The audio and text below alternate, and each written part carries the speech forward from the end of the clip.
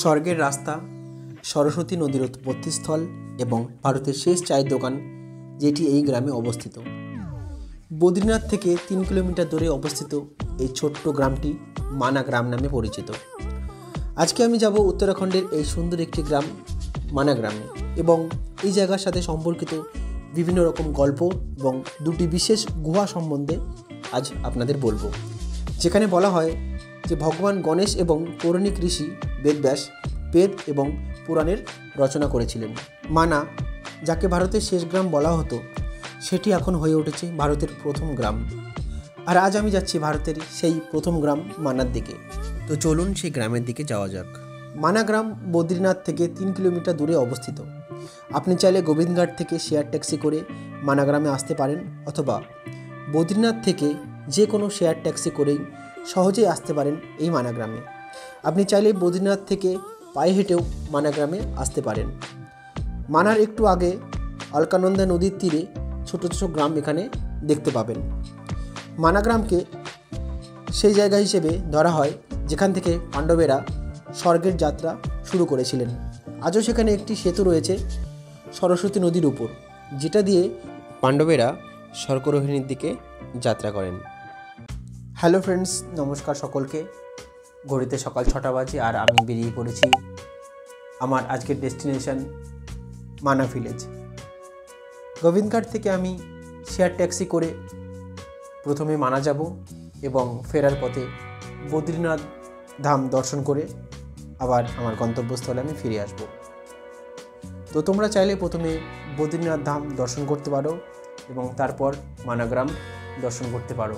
এবং এই মানা ও বদ্রীনাথ যাত্রাপথে তোমরা দেখতে পাবে পাহাড়ের গা বেয়ে পাথর কেটে কত সুন্দর রাস্তা তৈরি হয়েছে এবং তার সাথে প্রকৃতির অপরূপ রূপ।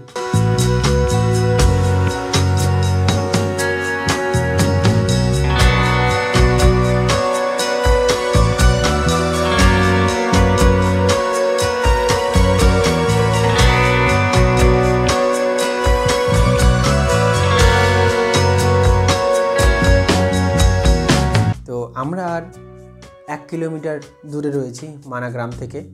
এখানে আমাদের ড্রাইভার যে রয়েছেন, ড্রাইভার দা, তিনি বললেন আর 1 কিলোমিটার রাস্তা রয়েছে। তো সঙ্গে থাকো, দেখতে দেখো, প্রত্যেকটা মুহূর্ত, প্রত্যেকটা উপস্থাপনা তোমাদের সামনে তুলে ধরার চেষ্টা করব।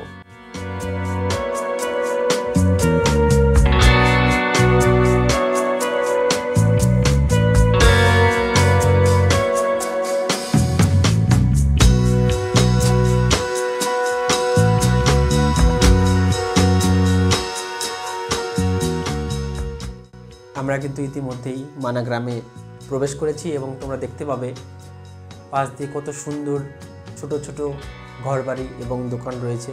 সম্পূর্ণটা কিন্তু এটা মানা গ্রামের মধ্যেই পড়ছে এবং আমার মন সত্যিই ব্যাকুল হয়ে পড়েছে, কারণ ভারতের প্রথম গ্রাম অথবা ভারতের শেষ গ্রাম যেটাকে বলা হয় মানা গ্রাম, সেখানে কিন্তু আমরা এখন প্রবেশ করছি। তো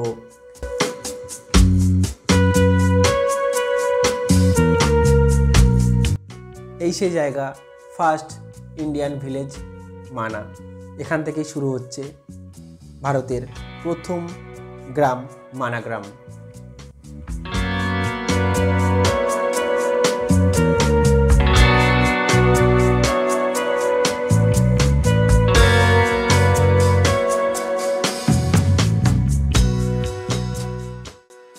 দেখতে দেখতেই ছোট্ট একটা ঝর্ণা আমরা অতিক্রম করব। সত্যি ঝর্ণার যে স্নিগ্ধ কোমল আওয়াজ সত্যি আমাদের মনকে ব্যাকুল করে তোলে, প্রত্যেকটা পাহাড়প্রেমী মানুষকেই ব্যাকুল করে তোলে। তো এটা গাড়ি পার্কিং জোন, দেখতে পাচ্ছ। এখানে গাড়িটা পার্ক করে আমাদেরকে পায়ে হেঁটে মানা গ্রামের ভিতরে কিন্তু প্রবেশ করতে হবে। তো দেখতে থাকো, সঙ্গে থাকো। তো মানা গ্রামে কিছু দূর আসার পর একটি জায়গা লক্ষ্য করবেন, যেখান থেকে দুটো রাস্তা 2 ভাগে ভাগ হয়ে গিয়েছে। একটি রাস্তা গণেশ গুহা এবং ব্যাস গুহার দিকে যাচ্ছে এবং অপর রাস্তাটি সরস্বতী নদী এবং ভীম সেতুর দিকে যাচ্ছে। স্থানীয় লোকেদের মতে গণেশ গুহা থেকে যাত্রা শুরু করতে হয়, তাই এখানে আসলে প্রথমে গণেশ গুহা, তারপর ব্যাস গুহা, তারপর সরস্বতী মন্দির ও ভীম সেতু এইভাবে কিন্তু দর্শন করতে হয়। এবং সরস্বতী মন্দিরটি পার করে ওপারে বসুধারা নামে একটি বিশাল জলপ্রপাত রয়েছে, আপনি চাইলে সেখানে ট্রেক করে যেতে পারেন। আমি এই দুটি জায়গা অর্থাৎ গণেশ গুহা ও ব্যাস গুহার ভিডিও করতে পারিনি, কারণ আমি যখন ভিডিও করতে যাচ্ছিলাম তখন তারা বাধা দেন ভিডিও করতে, সেই জন্য আমার ভিডিও করা হয়নি। তাই স্টিল ছবির মাধ্যমে আমি তোমাদেরকে ডিটেলস বলে দিলাম। মানাগ্রামের লোকেদের পরামর্শে আমি প্রথমে গণেশ গুহা এবং তারপর ব্যাস গুহা দেখতে গিয়েছিলাম। এই গণেশ গুহার কাহিনী বেদব্যাস এবং মহাভারতের সাথে সম্পর্কিত রয়েছে। কথিত আছে যে বেদব্যাস যখন মহাভারত রচনা করতে যাচ্ছিলেন তখন তিনি ভগবান গণেশকে ভগবান ব্রহ্মার নির্দেশ অনুযায়ী মহাভারত লেখার অনুরোধ করেছিলেন। কথিত আছে বেদব্যাস অন্য একটি গুহা থেকে মহাভারত বলতে থাকেন এবং ভগবান গণেশ তার নির্দেশ অনুসারে ওই গুহা থেকে মহাভারত লিখতে থাকেন। যে গুহা থেকে বেদব্যাস মহাভারত বলেছিলেন সেই গুহাটি গণেশ গুহার ঠিক একটু উপরেই অবস্থিত। এই গণেশ গুহা দর্শন করার পর আপনি ব্যাস গুহা দর্শন করতে পারেন। মহাভারত লেখার জন্য ভগবান গণেশকে পাওয়ার পাশাপাশি এটা বিশ্বাস করা হয় যে বেদব্যাস নিজে এখানে বেদকে 4টি ভাগে ভাগ করেছিলেন এবং তার সাথে 18টি পুরাণও লিখেছিলেন। ব্যাস গুহা থেকে আপনি পুরো বদ্রীনাথ উপত্যকার সম্পূর্ণ দৃশ্য দেখতে পারেন, যেটা কিনা অসাধারণ সুন্দর লাগে দেখতে। এরপর আমি রওনা দিলাম ভীম সেতু আর সরস্বতী নদী দেখতে, যেটা ব্যাস গুহা থেকে প্রায় 500 মিটার দূরে অবস্থিত। আপনি যখন ভীম সেতুর দিকে যাবেন তখন দূর থেকে সরস্বতী নদী দেখতে পাবেন। আমরা যদি সরস্বতী নদীর কথা বলি তবে এই মানাই হচ্ছে সরস্বতী নদীর উৎসস্থল মনে করা হয়, কারণ এখানেই এই নদীটিকে পাহাড়ের মধ্যে থেকে বের হতে দেখা যায়। এই হচ্ছে সরস্বতী নদীর উৎপত্তি স্থল এবং তার ঠিক পাশেই যে মন্দিরটা আপনারা দেখতে পাচ্ছেন সেটা হচ্ছে সরস্বতী মন্দির।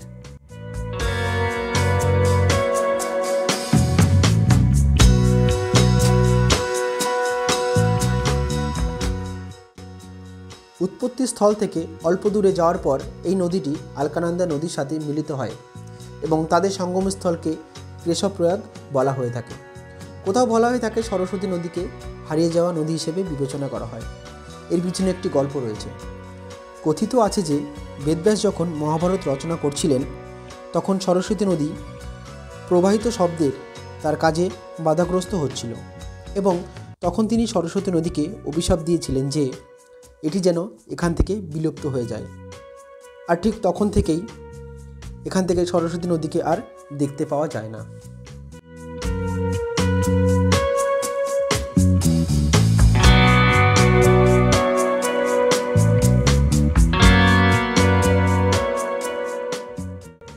এই মানাগ্রামের প্রাচীন নাম মণিভদ্রপুর বলে মনে করা হয়। কথিত আছে যে বহু বছর আগে মণিভদ্র নামে একজন ঋষি এখানে বাস করতেন, যাকে এই গ্রামের দেবতা মনে করা হতো এবং তার নাম অনুসারে এই গ্রামের নাম মণিভদ্র বলা হয়ে থাকে। আমরা যদি মানাগ্রামের কথা বলে থাকি তাহলে এখানকার সবচেয়ে বড় পরিচয় হলো পাণ্ডবরা এখান থেকেই স্বর্গের দিকে যাত্রা শুরু করেছিলেন এবং এই যাত্রায় যুধিষ্ঠির বাদে বাকি সকল পাণ্ডব একে একে প্রাণ বিসর্জন দিয়েছিলেন। কথিত আছে পাণ্ডবরা যখন মানাগ্রামে পৌঁছলেন তখন ভীম একটি সেতু নির্মাণ করেছিলেন, যেটি সরস্বতী নদীর ওপর অবস্থিত। দুটি বড় বড় পাথর একসঙ্গে জুড়ে এই সেতুটি নির্মাণ করেছিলেন, যেটা পার করে পাণ্ডবরা স্বর্গরোহিণীর দিকে চলে যান। আর এই পাথর দিয়ে নির্মিত সেতু ভীম সেতু বা ভীম পুল নামে পরিচিত।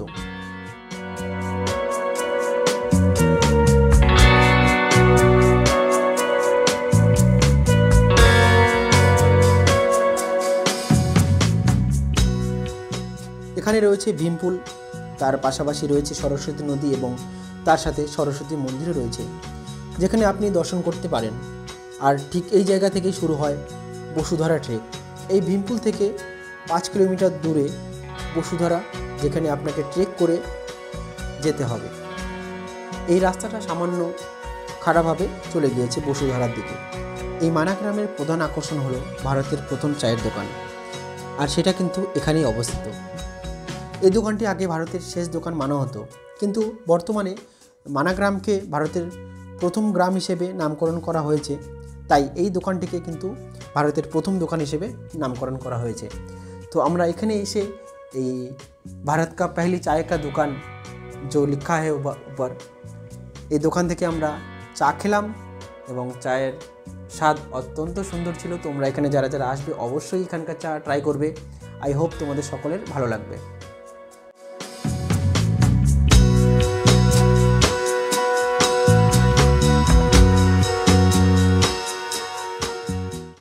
এবং তোমরা লক্ষ্য করবে এই গ্রামের মাত্র কয়েক কিলোমিটার পরেই আমাদের ভারত ও চীনের সীমান্ত কিন্তু শুরু হয়ে যাচ্ছে। অর্থাৎ ওই পাহাড়টা যেটা দেখতে পাচ্ছ তার ঠিক ওই পারেই কিন্তু চীন দেশ অবস্থিত। আসুন এবার একটু মানা গ্রামকে ভালোভাবে পরিদর্শন করে দেখে নিই। এই মানা গ্রামে প্রায় 60টি বাড়ি রয়েছে এবং যে রাস্তাটা দেখতে পাচ্ছেন তার দু সাইড দিয়ে কিন্তু বিভিন্ন রকম শীতের পোশাকের দোকান আপনারা দেখতে পাবেন। আপনারা চাইলে আপনাদের শীতের পোশাক এখান থেকে কিনতে পারেন, দাম কিন্তু আপনাদের সাধ্য মতোই থাকবে। তো এখান থেকে আমরা আমাদের আজকে কিছু কেনাকাটা কমপ্লিট করলাম। তো আমি বলবো আপনারা এখান থেকে কিছু কিনবেন, কারণ ওখানে যারা ব্যবসার জন্য বসে রয়েছেন তারা এক্সপেক্ট করে আমাদের থেকে যে আমরা কিছু তাদের থেকে কিনি। তো এটা ছিল আজকের ভারতের প্রথম গ্রাম মানা গ্রামের যাত্রা। যদি আপনি বদ্রীনাথ ধাম দর্শন করতে আসেন তবে আপনি অবশ্যই মানা গ্রামে আসবেন, অথবা প্রথমে মানা গ্রাম দর্শন করে ফেরার পথে বদ্রীনাথ ধাম দর্শন করবেন অবশ্যই। আশা করি আপনার এই ভিডিওটি ভালো লেগেছে। যদি ভিডিওটি ভালো লাগে তাহলে অবশ্যই একটি লাইক করুন এবং কমেন্টের মাধ্যমে আমাকে জানান, এবং চ্যানেলটি অবশ্যই সাবস্ক্রাইব করে রাখবেন। দেখা হবে পরবর্তী কোনো ভিডিওতে। আজকের মতো বিদায়। জয় বদ্রী বিশাল।